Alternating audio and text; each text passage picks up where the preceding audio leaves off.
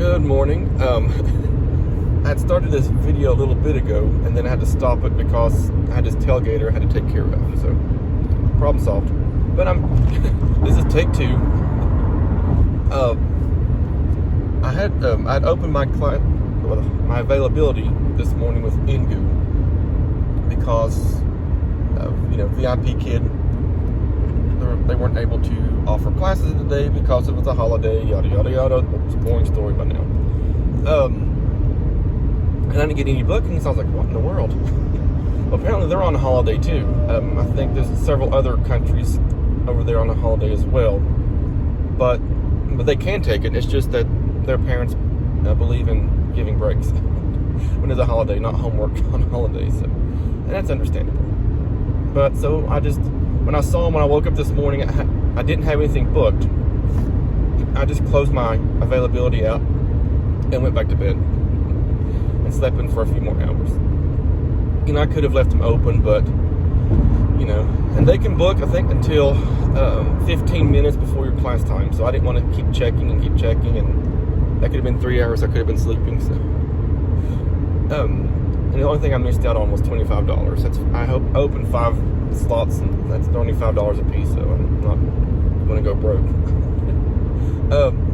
Today I'm heading to an elementary school in the school district where I work. In the school district where the university where I work. I don't work in that school district.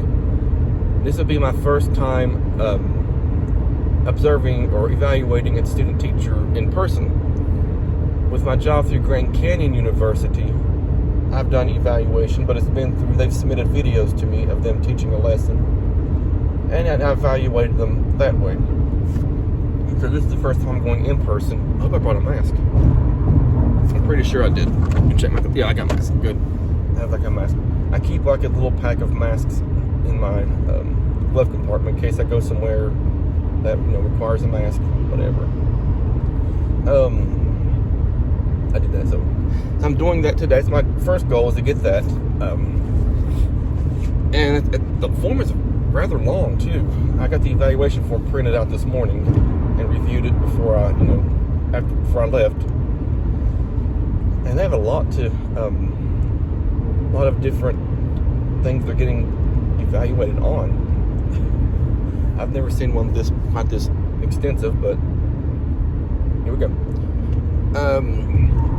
And I think she'll do well. She seemed to be very excited that I was coming, and so to me that shows she's confident, or maybe she just put on the show. But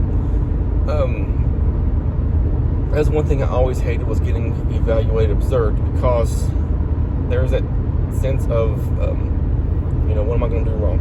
And then I think these are good because you can see where you can improve.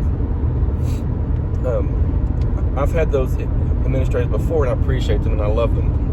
They would just go through and give you all, what's the top one here? The top, I want to say it's exemplary or something. Distinguished, yeah. They get distinguished, accomplished, emerging, unsatisfactory. Those are the 4, those are the 4 areas, or the 4 things that are in West Virginia that you get evaluated on: distinguished, accomplished, emerging, and what did I say last one? Unsatisfactory. You don't want to be unsatisfactory, for sure. Accomplished is fine. Distinguished, you're brilliant. And emerging is okay at first. This is explained to me when I was in the classroom teaching, that it's okay if you're emerging at first, and then in your next evaluations, show that you are improved yourself and get accomplished or even distinguished, in that matter. When I was in the classroom, there was also self-evaluation. I remember a principal told us the trick is to just put yourself all accomplished, and they will leave you, and the suits will leave you alone.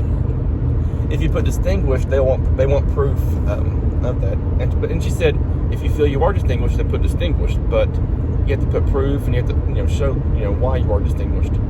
So guess what I did? Accomplished. I put the quickest way out to keep people off my back. So I didn't mind being all accomplished and not distinguished. What was I going to say next? And so, yeah, I think it'll be good. Again, there's always that anytime I was observed by, when I was doing any kind of clinical or like that, I'd always have to put extra effort into getting them out of my mind, like I'm doing a normal lesson that day. Forget that they're there, or I'd always be wanting to look over at them, and then that would look kind of weird for me and the students. If I look over, the students will look over too, I'm sure. And so I'd always have to put them out of my mind and go on like a normal day. That's something that I've always told teachers. When you're getting evaluated, just do what you normally do. If you're having to change things up and to impress, then obviously you're doing something wrong, or you have an area of improvement that you know already that you need to make. And so you need to go ahead and make that and stick with that area. Because that's going to do you no good to just put on a horse and pony show. Is that the way the phrase goes?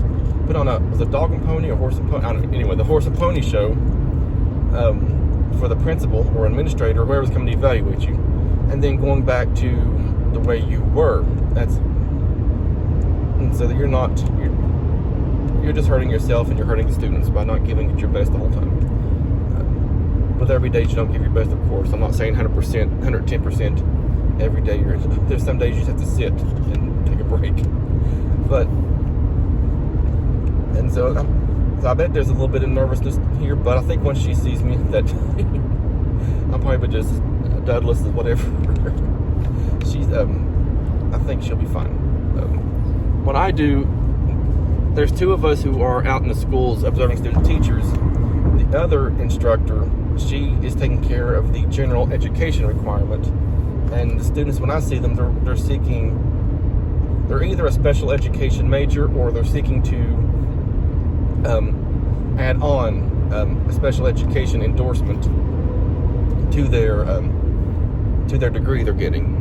So I'm pretty sure this is one who is she's an elementary education major, but she is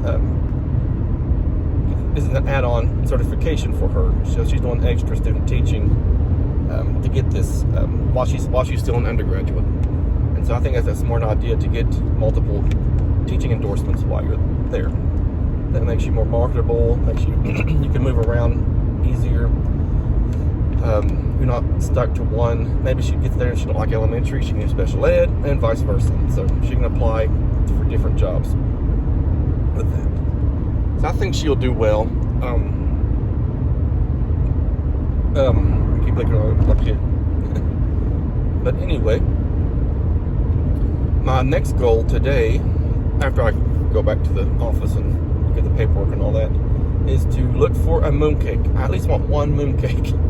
I called this store in South Charleston yesterday, and they had told me they sold out.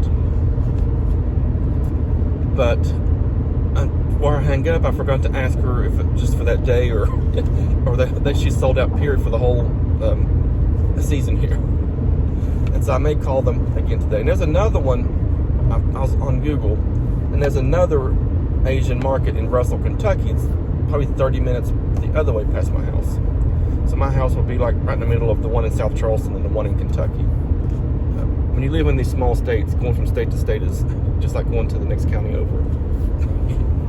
But that's my goal, to find a mooncake. Or at least I may ask them, do they sell the ingredients, and I'll try to make it at home. If they have the ingredients and the mold, like a mooncake, I wouldn't mind trying it myself to see if I can do it.